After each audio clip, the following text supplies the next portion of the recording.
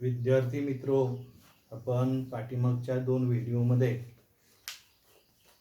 Simultaneous equations सोडवण्याच्या 2 पद्धती पाहिल्या.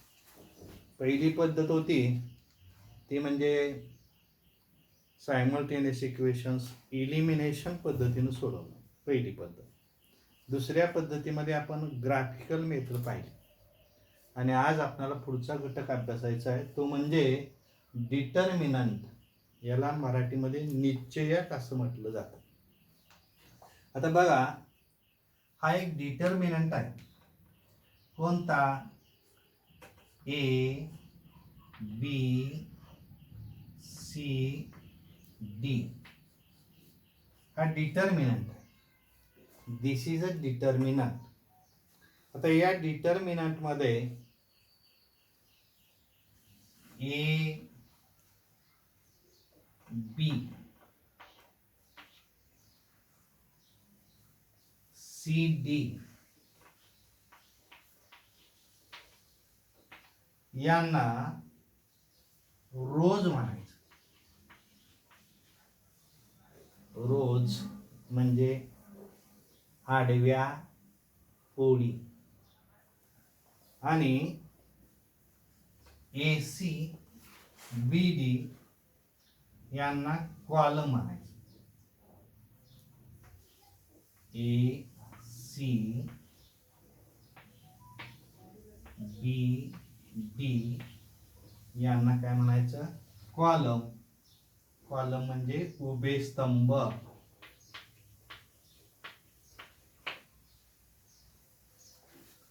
हा डिटर्मिनंट आहे. A B C D.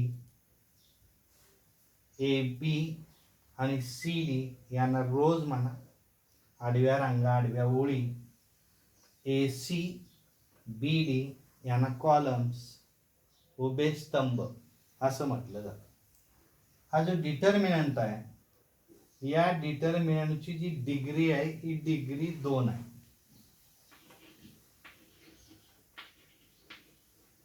Degree 2. आता डिग्री 2 का?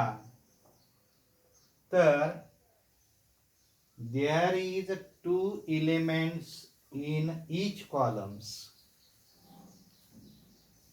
and 2 elements in each rows. म्हणजे प्रत्येक रो मध्ये 2 एलिमेंट आहे, प्रत्येक कॉलम मध्ये 2 एलिमेंट आहेत. म्हणून या निश्चयकाची डिटर्मिनंटची डिग्री काय आहे? 2 आहे. आता आपल्याला नाही, पण पुढच्या याच्यामध्ये आहे असं एक डिटर्मिनंट आहे. ए बी सी एच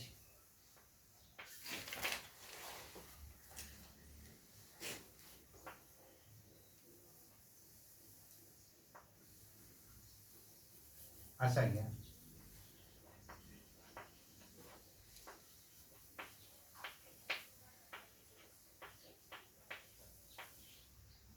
आता याच्यामध्ये बघा, रो मध्ये 3 एलिमेंट्स आहेत, कॉलम मध्ये 3 एलिमेंट्स आहेत. म्हणून या डिटर्मिनंटची डिग्री काही 3 येईल. आता हे तुम्हाला 11वी 12वीला आहे. हा डिटर्मिनंट वाचताना आमच्या कॉलेजमध्ये होतं बघा, a handful girl having a beautiful face going for college. म्हणजे असे काही डिटर्मिनंट आहेत की त्या डिटर्मिनंटमध्ये जेवढे एलिमेंट आहेत रांगेमध्ये आणि स्तंभामध्ये, त्यानुसार त्या डिटर्मिनंटची डिग्री ठरते. आणि म्हणून या ठिकाणी या डिटर्मिनंटची डिग्री आपल्याला 3 आहे असं म्हणता येईल. आता हा जो निश्चयक आहे, डिटर्मिनंट आहे, याची किंमत कशी काढायची बघा. किंमत काढणं फार सोपं आहे. कसं? ए बी सी डी या डिटर्मिनंटची किंमत काढताना तिरकस गुणाकार करायचा. कोणाचा? प्रथम गुणाकार करायचा ए इंटू डी वजा नंतर गुणाकार करायचा आपल्याला बी इंटू सी याच्यावरून आपल्याला त्या डिटर्मिनंटची व्हॅल्यू काढता येते. Value of the determinant AD minus BC. अतिशय सोपं आहे. आता हे जे डिटर्मिनंट आहे, हे determinant represented by capital letters. For example, capital A, capital B, capital C, capital D. In this way, the determinants are written by capital letters. आता determinant तुम्हाला कळलं का बघा? डिटर्मिनंट मध्ये आपण काय पाहिलं? रोज, कॉलम्स, डिटर्मिनंटची डिग्री आणि डिटर्मिनंटची किंमत काढणे. आता हे कळल्यानंतर आपल्याला पुढे जायचं आहे. ते असं की याच घटकामध्ये आपल्याला डिटर्मिनंट मेथड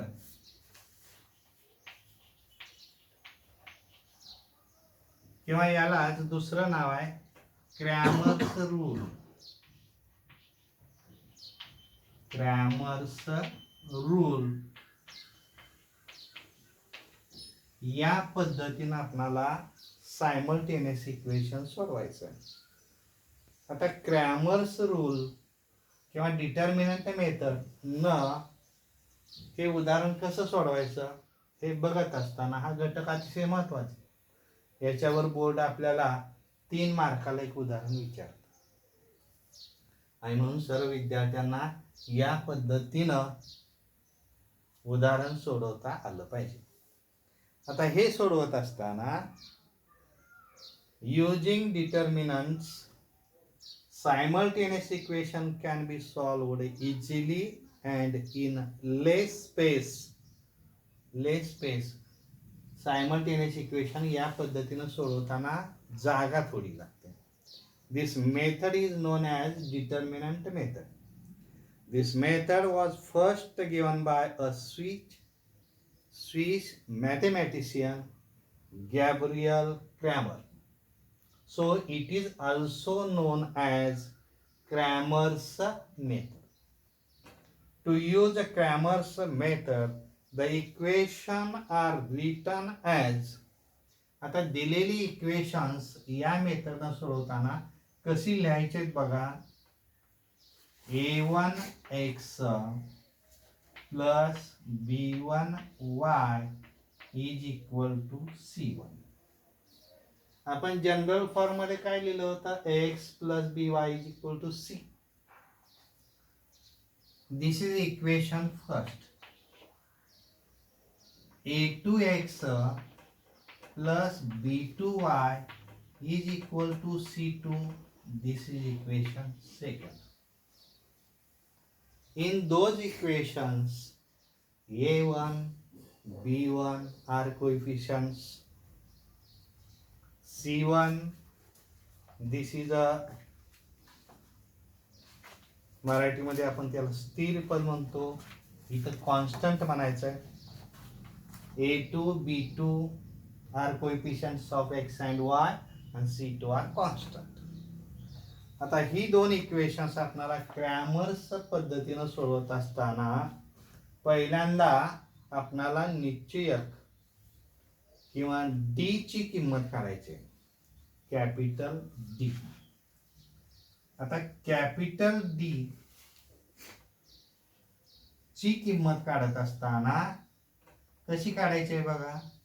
हा जो डिटर्मिनंट आहे, हा डिटर्मिनंट आपल्याला या ठिकाणी द्यायचा आहे. तो असा, हा डिटर्मिनंट आपल्याला लिहित असताना जो कॉन्स्टंट आहे, हा कॉन्स्टंट या ठिकाणी ओमिट करायचा, म्हणजे विचारात घ्यायचा नाही. आता हा विचारात नाही घेतल्यावर काय येईल बघा. एक्स चे जे कोएफिशियंट्स आहेत ते आहेत a1, a2. y चे कोएफिशियंट आहेत ते b1, b2. d is equal to a1, a2, b1, b2. आता या डिटर्मिनंटची किंमत कशी काढायची आपल्याला माहिती. याचा तिरकस गुणाकार करा. a1 B2 minus B1 A2. आपल्याला D ची किंमत मिळेल. यानंतर आपल्याला डिटर्मिनंट ऑफ एक्स ची किंमत काढायची याच्यामध्ये. डी ऑफ एक्स म्हणूया, डिटर्मिनंट ऑफ एक्स. आणि डिटर्मिनंट ऑफ एक्स ची किंमत काढत असताना लक्षात ठेवा A1 A2 एक्स ची किंमत काढत असताना हा जो A1 A2 कोइफिशियंट आहे हा कोइफिशियंट रिप्लेस्ड करायचा आहे आणि त्या ठिकाणी आपल्याला कॉन्स्टंट लिहायचे आहे. म्हणजे C1 C2 याच्या ऐवजी आणि B1 B2. काय केलं, dx ची किंमत काढत असताना x चे जे कोइफिशियंट आहेत त्या कोइफिशियंटची जागा या स्थिरांकाने रिप्लेस करायची. मग पुन्हा C1 B2 minus B1 C2 याच्यानुसार आपल्याला याची किंमत काढता येईल.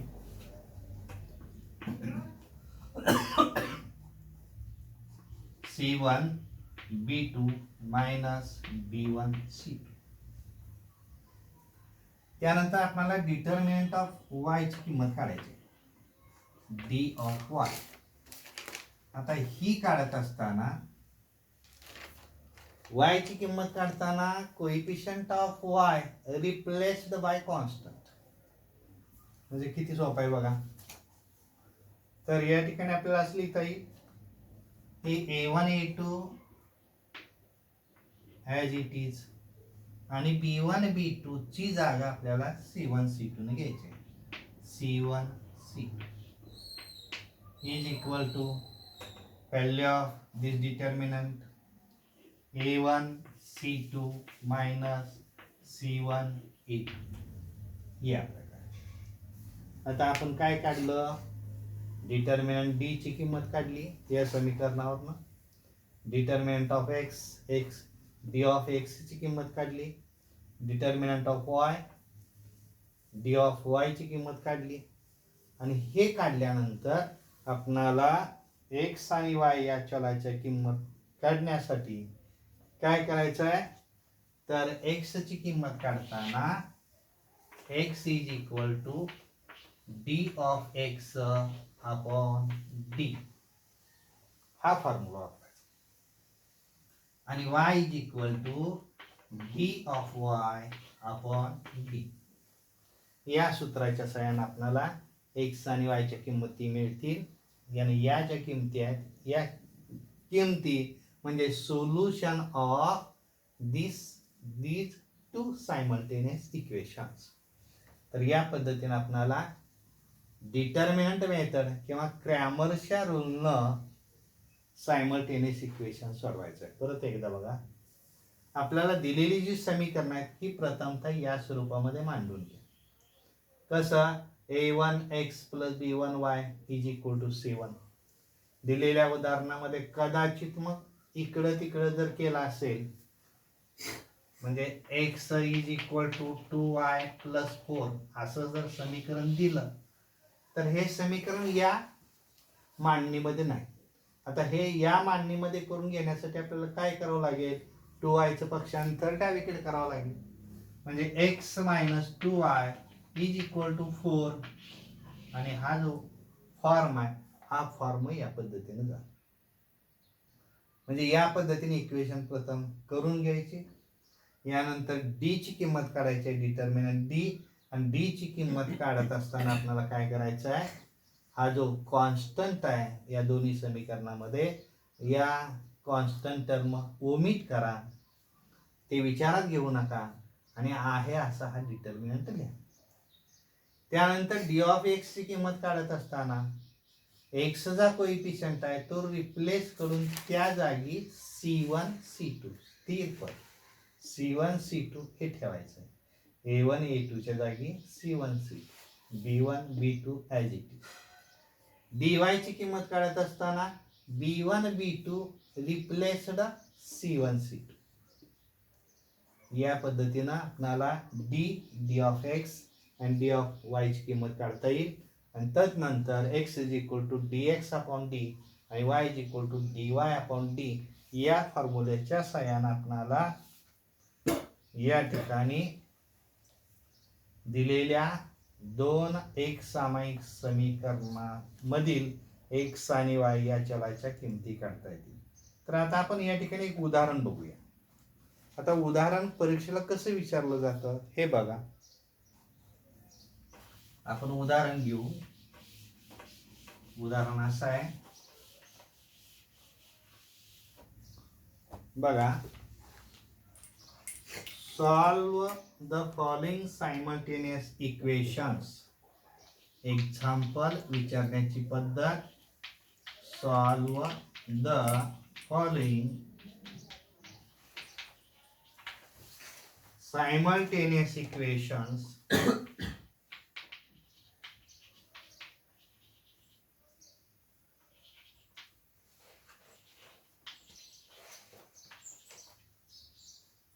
using Cramer's rule. Cramer's rule. Cramer's रूलच्या ऐवजी कुठला शब्द वापरतील ते डिटर्मिनंट मेथड. म्हणजे क्रॅमर्स रूल म्हणू द्या, डिटर्मिनंट मेथड म्हणू द्या, याच पद्धतीने हे उदाहरण सोडवायचं आहे. त्यांनी दिलेली समीकरण असे आहेत. 5x plus 3y is equal to -11. हे एक समीकरण. दुसरं समीकरण दिलंय 2x plus 4y is equal to -10. आता ही दोन समीकरण आपणाला क्रॅमर्स रूल किंवा डिटर्मिनंट मेथडनं सोडवायचे आहेत. प्रथम काय करायचं, ही दोन्ही समीकरण या पद्धतीने लिहून घ्यायची आहेत. a1x plus b1y is equal to c1. आता हे दिलेलं समीकरण ऑलरेडी त्या पद्धतीने आहे. म्हणजे 5x plus 3y is equal to -11. This is equation first. दुसरं काय दिलंय, 2x plus 4y is equal to -10. आता ही दोन समीकरण आपणाला क्रॅमर्स रूलनं सोडवत असताना प्रथमतः आपणाला डिटर्मिनंट डी काढायचं. डी इज इक्वल टू काय सांगितले मी, हे जे स्थिरांक आहेत, हा स्थिरांकाचं काय करायचं, ओमिट करायचं, लोप करायचा किंवा ते विचारात घ्यायचे नाही. म्हणजे हा डिटर्मिनंट आपल्याला असं लिहिता येईल 5, 3, 2, 4. आणि याची किंमत काढताना मी सांगितलं तिरकस गुणाकार करायचा. पहिल्यांदा गुणाकार करायचा 5 × 4 minus 3 × 2 is equal to 20 - 6 is equal to 14. म्हणजे डिटर्मिनंट डी ची किंमत आली 14. आता आपल्याला काढायचे आहे determinant of X. D of X is equal to, आणि डी ऑफ एक्स ची किंमत काढताना मी काय सांगितलं, एक्स चे कोएफिशियंट रिप्लेस्ड कॉन्स्टंट टर्म. म्हणजे या ठिकाणी आपल्याला असं लिहिता येईल, हे रिप्लेस करायचं 5, 2 आणि त्याच्याऐवजी -10 -11 -10 -11 -10 3 4 as it is equal to तिरकस गुणाकार -11 × 4 -11 × 4 minus 3 × -10 3 × -10 is equal to बघा -44 11 चौक 44. मायनस मायनस प्लस प्रॉडक्ट आहे 10 × 30 आणि या दोघांची बेरीज आली -14. म्हणजे डी ऑफ एक्स आला -14. आता डी ऑफ वाय ची किंमत काढताना y coefficient replaced by constant term, म्हणजे x चे कोएफिशियंट I असे लिहा 5 2, y coefficient replaced constant term -11 -10. आता या डिटर्मिनंटची किंमत काढताना तिरकस गुणाकार 5 इंटू -10. एखादी टर्म जर मायनस असेल तर तिला कंसात लिहा, म्हणजे सोडवताना अडचण येत नाही. Minus in bracket -11 into 2, -11 into 2. आता दॅट इज इक्वल टू चिन्हांचा गुणाकार काळजीपूर्वक करणं अतिशय महत्वाचं आहे. 5 10 किंवा 10 5 50 प्लस मायनस मायनस -15. इथं बघा मायनस मायनस प्लस होईल आणि 11 दुनी 22 इज इक्वल टू, या दोघांची बेरीज आली -28. आता आपण डिटर्मिनंट डी काढला 14 आला, dx काढला -14 आला, dy काढला -28 आला. आता आपल्याला x आणि y या चलांच्या किमती काढायच्या आहेत. आणि या किमती काढण्यासाठी मला मी फॉर्म्युला तुम्हाला सांगितला, x is equal to d of x upon d. आता d ऑफ x किती आहे? -14 आहे बघा, आणि d किती आहे? 14 आहे. Is equal to -14 upon 14, that is equal to -1. x ची किंमत आली -1. आता y ची किंमत आपल्याला काढायची आहे. फॉर्म्युला आहे y is equal to dy upon d. आता dy किती आहे? -28 आणि d किती आहे? तर आहे 14.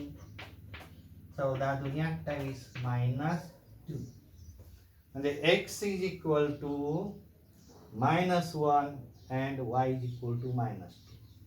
This is the solution of given equation.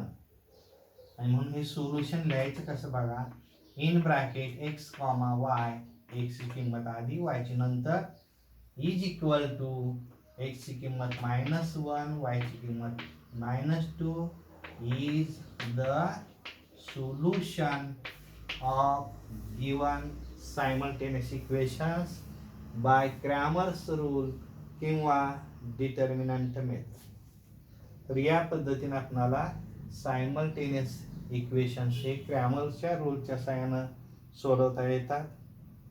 Page number 14 वरचं आपण हे उदाहरण पाहिलं.